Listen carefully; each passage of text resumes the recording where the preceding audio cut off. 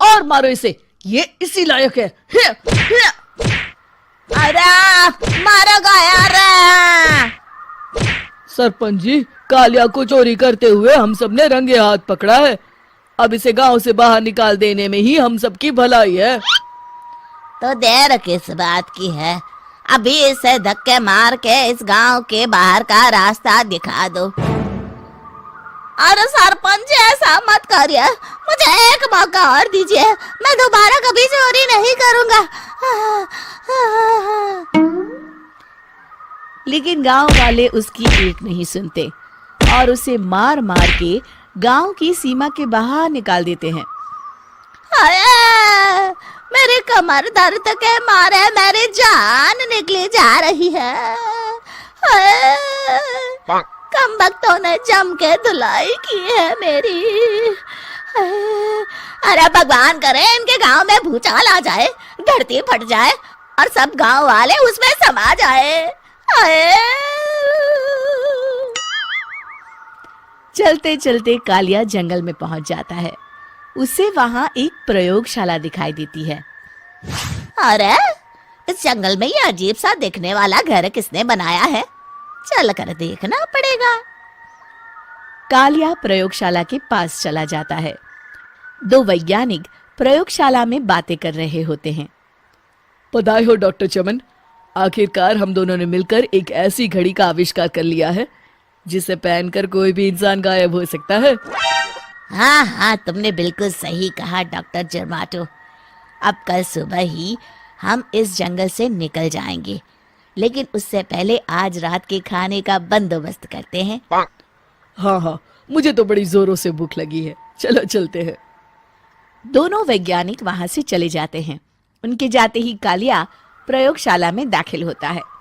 अच्छा तो ये बात है। कालिया बड़े से कांच के अंदर रखी घड़ी को बाहर निकाल लेता है और अपनी कलाई पर बांध लेता है।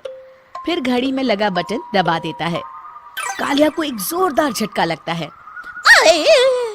कालिया अपने आप को आईने में देखता है तो उसका पूरा शरीर पूरी तरह से गायब हो चुका होता है। अब तो जो चाहे वो कर सकता हूँ। सबसे पहले मैं उन सभी को सबक सिखाऊंगा। गांव वालों, मैं आ रहा हूँ। कालिया गांव की ओर चल पड़ता है। थोड़ी देर के बाद दोनों वैज्ञानिक वहां आते हैं। अरे ये क्या, लगता है कोई हमारी घड़ी चुरा कर ले गया है। ये देखो पैरों के निशान। अब क्या होगा, अगर वो घड़ी किसी गलत हाथों में पड़ गई तो अनर्थ हो जाएगा। तुम चिंता मत करो, हमारी घड़ी में जो बैटरी लगी है ना, वो सिर्फ 24 घंटे चलेगी। उसके बाद वो घड़ी काम करना बंद कर देगी। उधर दूसरी तरफ गांव में सरपंच अपने घर में सो रहा होता है। तभी एक आहट से उसकी नींद खुल जाती है। अरे कौन है, कौन है वहाँ? बड़े मजे से सो रहा है, आज मैं तुझे नहीं छोड़ूंगा। कालिया पास में पड़ा डंडा उठाकर सरपंच की पिटाई शुरू कर देता है। ये ले, ये और ये ले, इसी लायक है, ले। आप मर गए। अरे अरे ये क्या हो रहा है? अरे अरे कोई बचाओ मुझे, मेरे घर में भूत आ गया है। सही कहा, मैं भूत ही तो हूँ, ये ले। अरे भूत जी, मैंने आपका क्या बिगाड़ा है, मुझे छोड़ दीजिए। आपको क्या चाहिए? तेरे घर में जितना भी पैसा है ना, मुझे ला कर दे दे, तब मैं तुझे छोड़ दूंगा और यहाँ से चला जाऊंगा। सरपंच अपनी तिजोरी से पैसे निकालकर एक बड़े कपड़े में बांधकर जमीन पर रख देता है और कालिया वो सारा पैसा लेकर वहां से चला जाता है। दूसरी तरफ जमींदार गांव के चौराहे पर खड़ा कुछ लोगों से बात कर रहा होता है। इस कमीने जमींदार ने भी मुझे बहुत पीटा था, इससे भी बदला लेना तो बनता है। हाँ? जमींदार अचानक अपने आप को चांटे मारने लगता है। अरे भाई ये क्या हो रहा है? जमींदार साहब अब ठीक तो है ना? अरे मुझे नहीं पता भाई।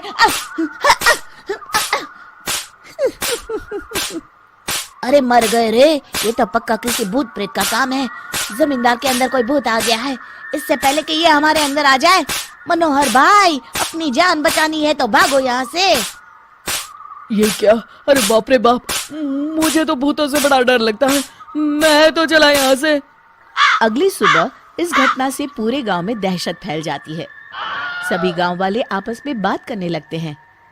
अरे भाई, पता नहीं कहाँ से हमारे गांव में एक भूत आ गया है। उसने कल रात को सरपंच और जमींदार की खूब पिटाई की और उनके सारे पैसे भी लेकर चला गया। हाँ भाई हाँ, ये भूत तो मुझे बड़ा अजीब लगता है। मेरी समझ में नहीं आता कि भूत उन पैसों का करेगा क्या। अरे तेल में पकोड़े बना के तलेगा बेवकूफ। इस बात की चिंता करके कहीं वो भूत हमारे घर में ना आ जाए। तुम बिल्कुल सही कह रहे हो आर्या, मैं भी इसी बात से घबरा रहा हूँ। अच्छा, अब मैं अपने घर जा रहा हूँ। तुम सब भी अपने अपने घर चले जाओ, उस भूत का कोई भरोसा नहीं है। हाँ। तीनों वहां से चले जाते हैं। दूसरी तरफ कालिया सारे पैसों को एक खंडर में छुपा देता है। इतने सारे रुपए तो मैंने अपनी पूरी जिंदगी में एक साथ कभी नहीं देखे। इस तरह कुछ दिनों में मैं अमीर बन जाऊंगा। आज मैं उस मोटे बब्बन को अपना शिकार बनाऊंगा।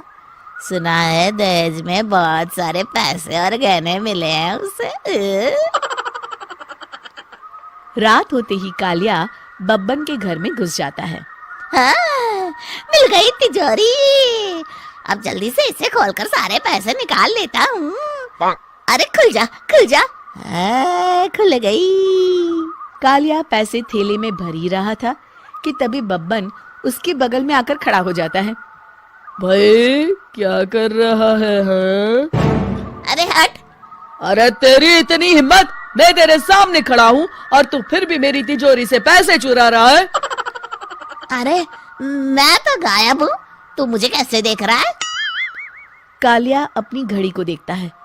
अरे इसे क्या हो गया है? हाय, लगता है बैटरी खत्म हो गई।